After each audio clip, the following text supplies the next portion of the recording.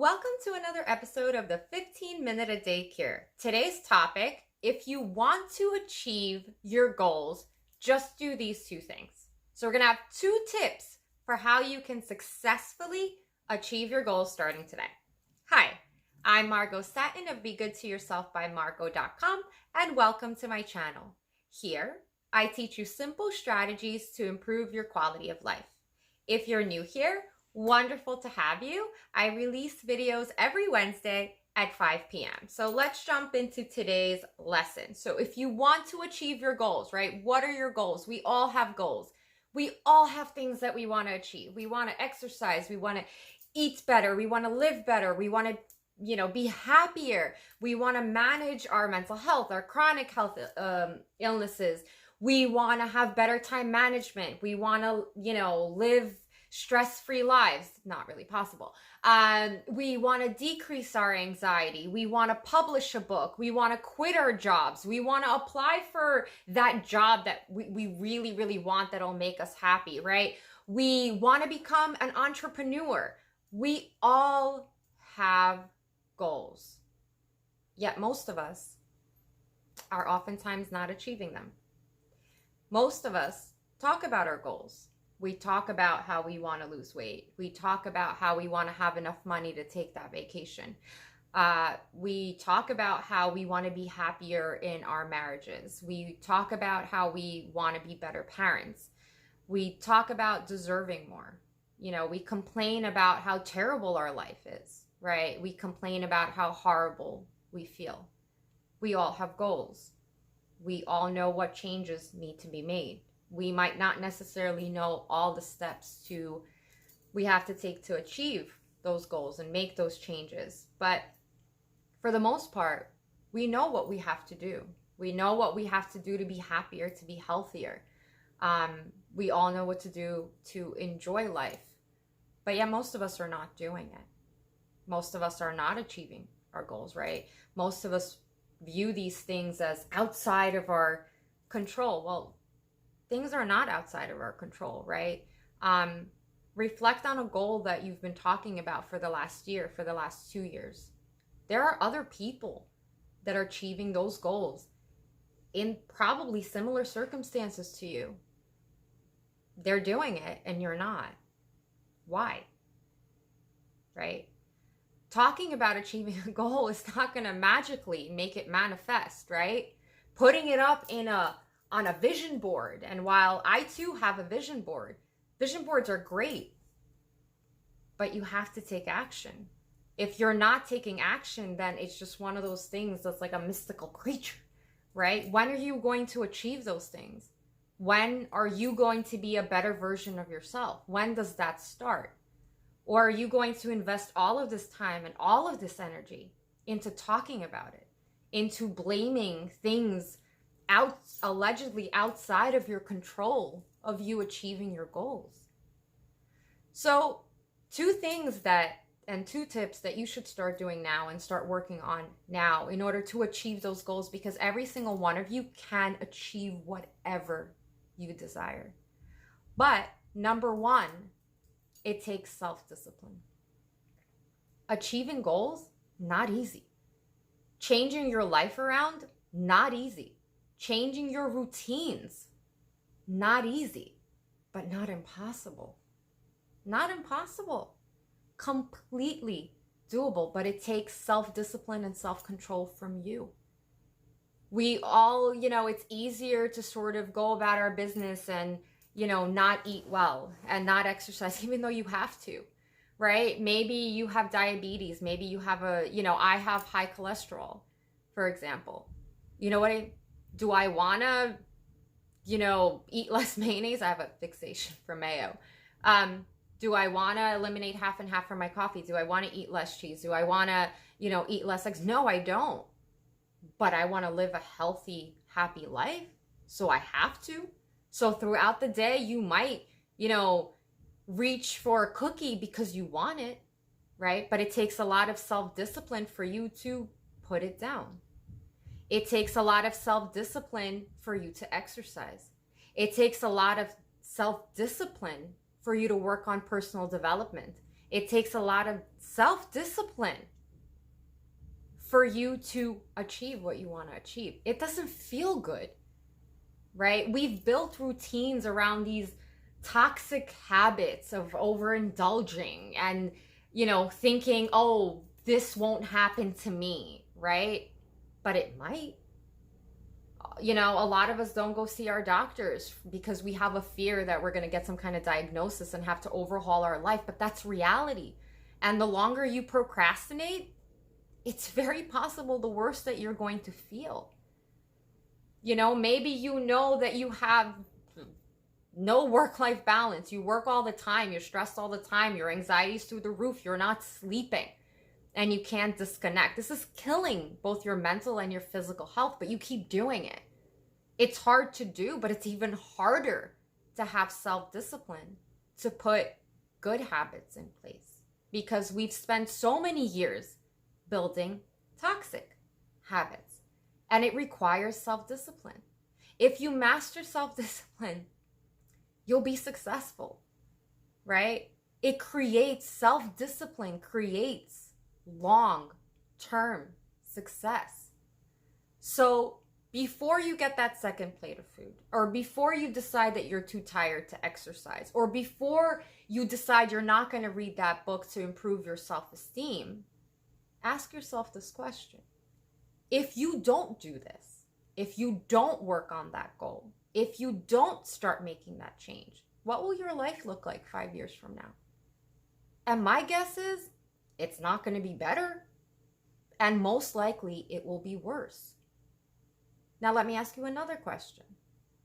If you do practice self-discipline, if you actively choose just one change, just one goal, and you give it 120%, if you put all of these tactics in place to make sure that you have self-discipline, to make sure that you have self-control, restraint, and you build good habits, you start exercising, you develop those additional skills to potentially land the job that you want, you go back to school, right? You become a better parent, you become a better partner.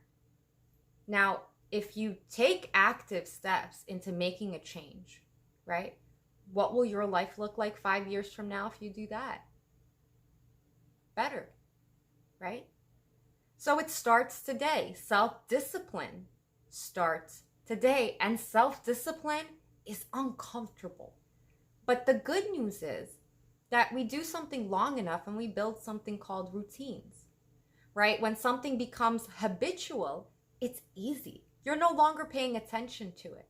And you reflect back, and so many people that I've worked with, when they start and they sort of tackle self-discipline and self-control and build up their productivity and start moving towards achieving their goals, their motivation goes up, their personal growth improves, they feel good about themselves, they feel productive, and they want to. You will want to tackle more changes. Start with one. Start with one. And the next time, you decide to binge watch a show on Netflix instead of, working on yourself or exercising or doing something else that you want to improve upon, right? Stop. Instead of wasting 5 or 6 hours doing something like, being on Facebook or on Instagram or whatever, again, all fun things in moderation. But if there are other bigger things you need to be doing, then you need to stop and focus on the other thing. And the more you focus on the other thing, the more productive that you are, the more, right, baby steps, the more you celebrate your accomplishments, celebrate along the way. Celebrate when you decide to commit to your change. Celebrate when you decide to commit to your goal. Celebrate that and continue celebrating, right? Baby steps. Baby steps. But self-discipline is crucial. Commit to self-discipline. Commit that to start, at the start of your goal, it's going to suck. It's going to be hard. It's not going to be easy, but you are committed to improving your life. You are committed to achieving your goal and to making that change, right? And you are committed to self-control and self-discipline. Number 2, so a lot of, the second biggest reasons why people don't achieve their goals is fear of failure. And there are two types of fear of failure. There is the type where you maybe started working on a goal, right? Maybe you started trying to quit smoking or drinking or overcoming addiction. Maybe you started and you relapsed or you failed or it didn't go well, right? And then you give up. And you give up because you think to yourself, well, I can't do this. Guess what? Number one, most people don't even start.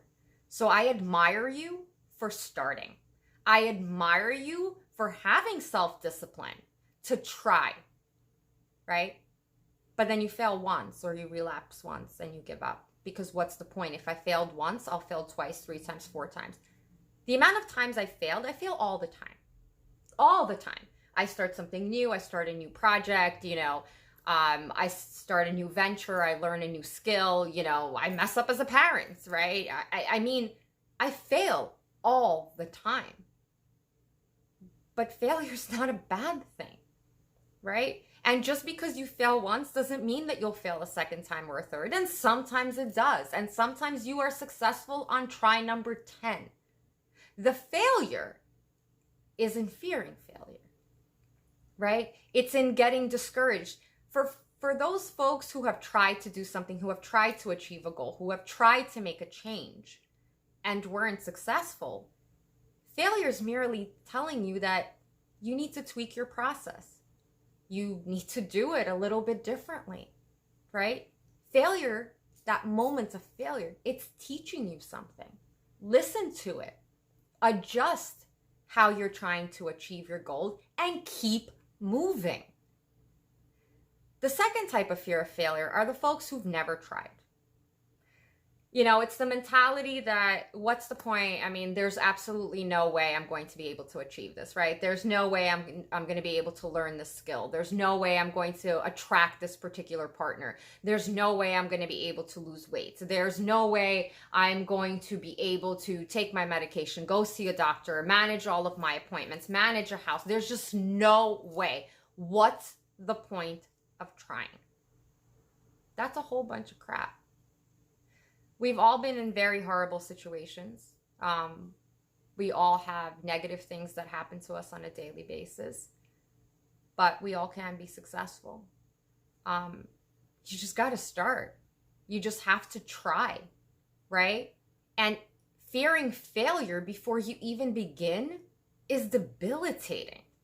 So instead of thinking about failure and instead of thinking about failure as something horrible, embrace failure. Embrace the journey. Commit to achieving your goal and understand that, along the way, things might not necessarily work out the way that you want them to, but you readjust, right? Failure is not trying. Failure is not committing to having a better life, to being happier, to being healthier. That's failure.